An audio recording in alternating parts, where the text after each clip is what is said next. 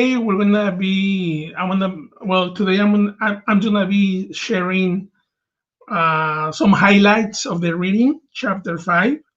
Um, it's titled "A Husband's Understanding of Marriage," and it was really nice.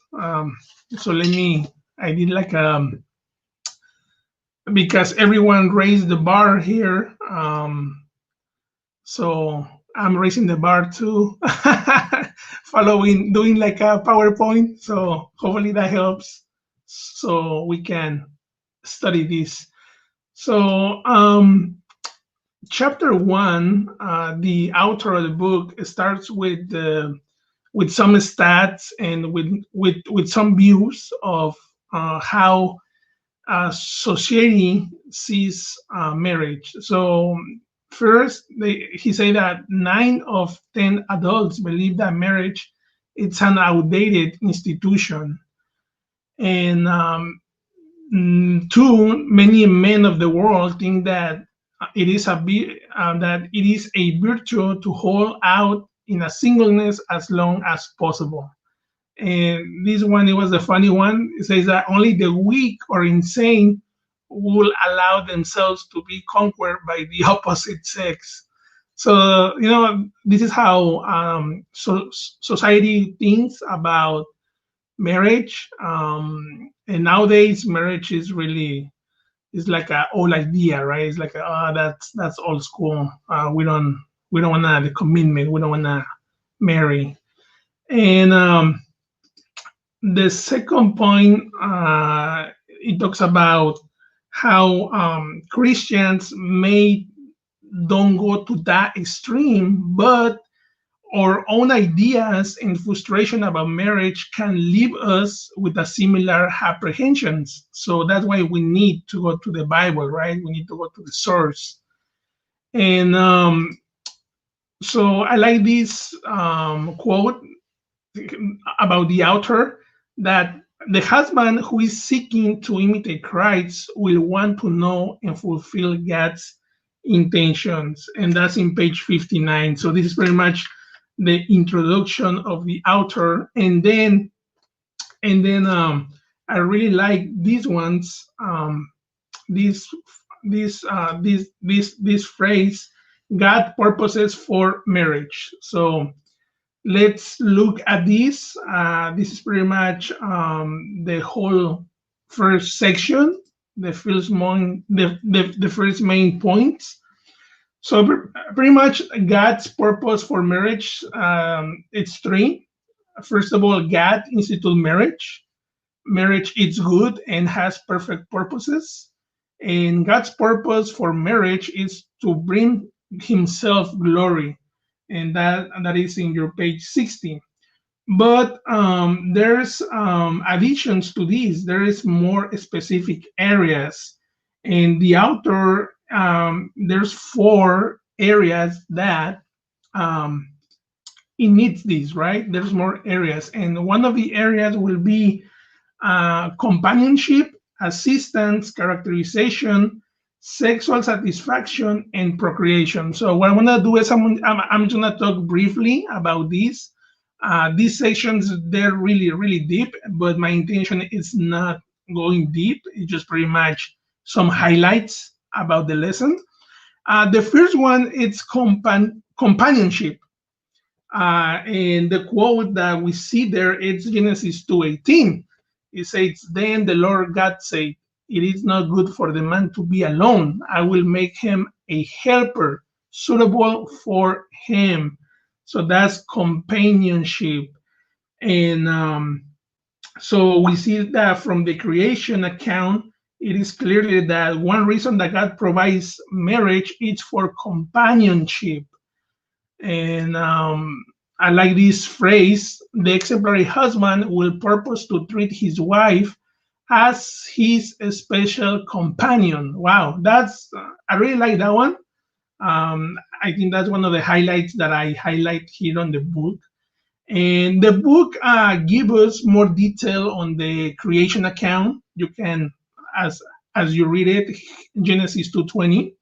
And I like that the book give us like ways, right? Ways for a husband that we can raise the bar to treat our wife. And you know what? These ones, they're really, really helpful for me. So there's like 4 or 5 ways. One way it's trying to understand her, help her, appreciating her, and just being with her and involving with her. So just plan time to spend time with her alone, common ideas, common interest. And I'm gonna be honest with you guys, I don't really like hiking, I don't really like camping, but my wife does. So I try to have that common interest for spending time with the family. So now I like camping. I like hiking. But back in the day, no, I wasn't like no. But you know what? This is some ways, right? That we can enjoy companionship. And the second one, it's assistance. Same verse, same Genesis 2:18, help her, suitable for him. So pretty much this one, it was really interesting, and I really like that one too. And let me see, we have notes here.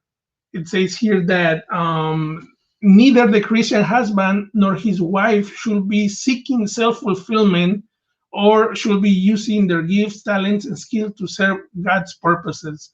So pretty much, our wife, um, the model when Adam was supposed to be busy at work, also was Eve. He was to work for God, and she was to work for God by assisting her husband. So, the biblical attitude is to the wife assist her husband, but there's ways, right, that our wife can assist us. And one way is to support us in the work on ministry, especially with the kids, clothing, etc., etc. But us men, we are called to lead our family in a spiritually life. So definitely we can look ways for his wife to be assistants. So that doesn't mean that our wife can assist us 24/7, like the author talks about here, for God's glory, not for your own advantage. And let me see if I put a quote here. I really like these ones that first of all, we must be careful not to see the woman only as a worker to help him. Second one, it might be tempting to use his wife role as an assistant to give himself a break for abandon his own responsibilities. This doesn't mean that our wife is gonna assist us like 24/7 and I quit my role. It's just pretty much to assistance for the work of the ministry of the kids. And my wife really, really helped me with this on Sundays or when I need to study. She watches the kids and etc. etc. So when you have kids, yeah, it gets challenges. But thank you for the wife to be an auxiliary assistant in the work of ministry. And number 3, it was fun too, characterization. And pretty much characterization means that the marriage relationship is to be characterization of Christ's relationship to his people. Included in this picture is a snapshot of the gospel, in that the husband's love is to imitate Christ's sacrificial love in the cross. So that's Ephesians 5:25. And let me see here. Pretty much Ephesians 5:25. Husbands, love your wives just as a Christ also loved the church and gave himself for her. So that's the characterization. That's the snapshot right there. We need to imitate Christ as Christ loves the church. Really, really simple, right? Easy. That's the That's the bar right there. That's okay. So next one will be. I like this question. What are you portraying? And that was really convicting. Um, right? The author says, "Husband, are you portraying Christ's demonstration of love and leadership to the church, or maybe you see yourself in one of the more of following roles?" And he gives like a few examples. Like a business partner. Maybe you think that marriage is 50-50 and all benefits. That's really common. Human thinking thinks that way. Oh, 50-50, especially in materialistic way, right? Or maybe you're I really like this one, a patrolling supplier, provides sustenance, room, clothing, etc., and offers a level of protection over his interests, but is not personally involved. So wow, so that's the danger right there. Um, these examples are really helpful to make sure we meditate on this. Last one, sexual union, and this one is Genesis 2:24. For this reason, a man shall leave his father and his mother and be joined to his wife, and they shall become one flesh. So, sexual union, God intended sexual union for physical union to take place in marriage. And there's two reasons, right? In page 66. So, first of all, God intended to provide for procreation, and that's Genesis. God created man in his own image. In the image of God, he created him, male and female, he created them. God blessed them, and God said to them, "Be fruitful and multiply, and fill the earth and subdue and rule it." So we see that God created man and man for procreation. Sorry, man and woman. And then the second one, God's intents for a couple to be sexually satisfied. And that's in page 67. So we see that sexual activity, it's a gift from God. I don't think that in heaven we'll be able to procreate. So that's one of the gifts that comes in marriage, and that's only in marriage. Hebrews 3:4. That's the verse right there that the author quotes. Marriage is to be held in honor among all, and the marriage bed is to be undefiled. And you can read the rest. And there's more. This let me see here.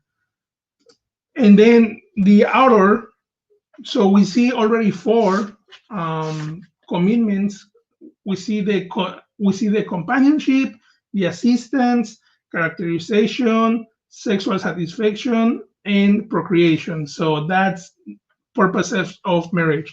And then the author kind of like talks about the commitment, right? The right level of commitment in marriage, page 68. And pretty much marriage, it's a covenant. So that means that it's a very serious commitment made before God. So a lot of people thinks that marriage is like you can breach a contract, right? Like, oh man, yeah, we get married 2 or 3 years. If it doesn't work out, let's just breach the contract. Let's just buy. But we see that when we marry, we are covenanting before God to become one flesh.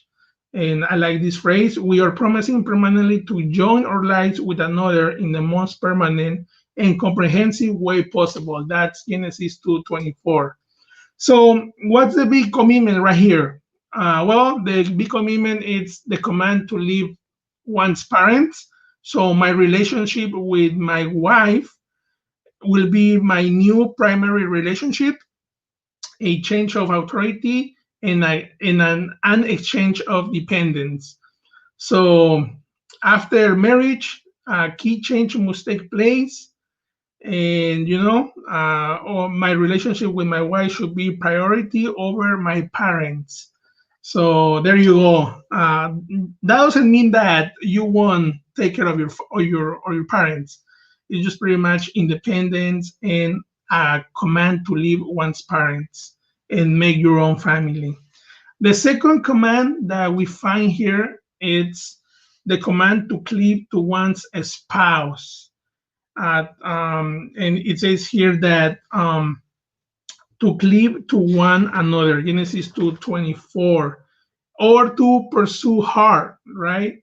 Like a super glue. I like the illustration here that the author says this joining it's a permanent and abiding union like a super glue. Only our pursuit of God is to be a greater pursuit than this one. So definitely, um, that's God's intention of the commitment.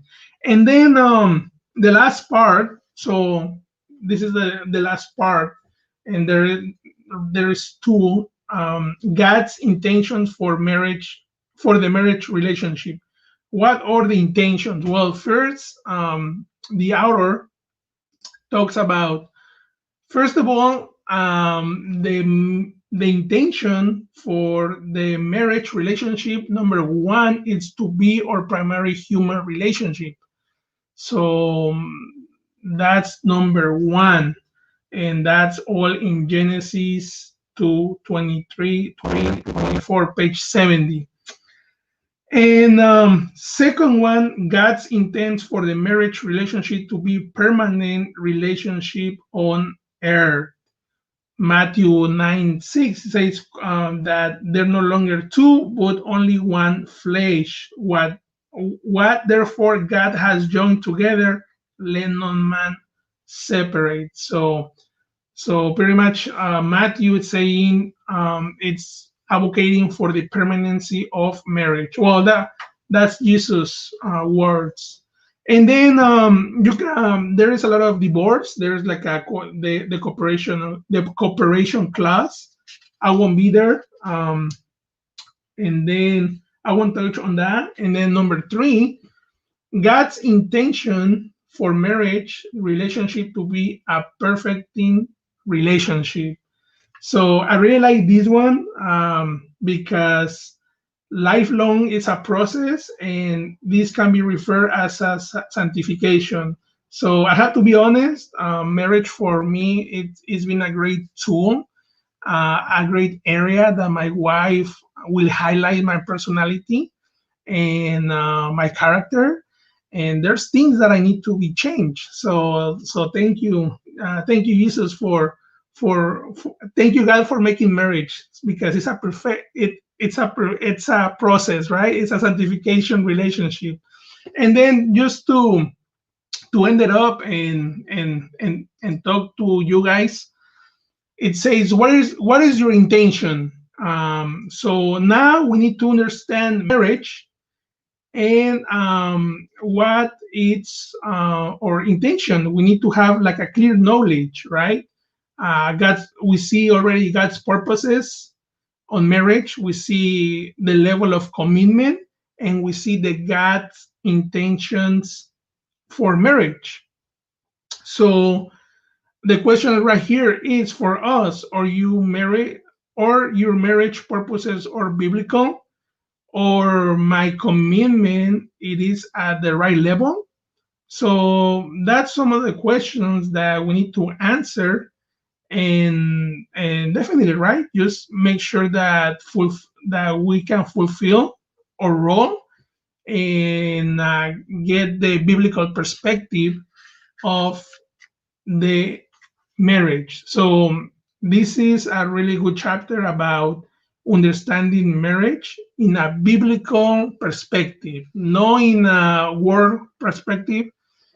We see that nowadays marriage it's seen as it's a that's old school. That's a lot of people, they don't believe in marriage no more. But us as a Christians, we see that God institute marriage, there's purposes in marriage, what's God's intentions. So it was a really, really good reading. So that was the three main sections. I didn't want to go in detail because it is really detailed. And please keep reading this book. Maybe go back in this chapter. And thank you for listening. This was chapter 5, and we see you next month. Now I'm gonna be joining the Zoom meeting with my brothers. Thank you so much. Goodbye.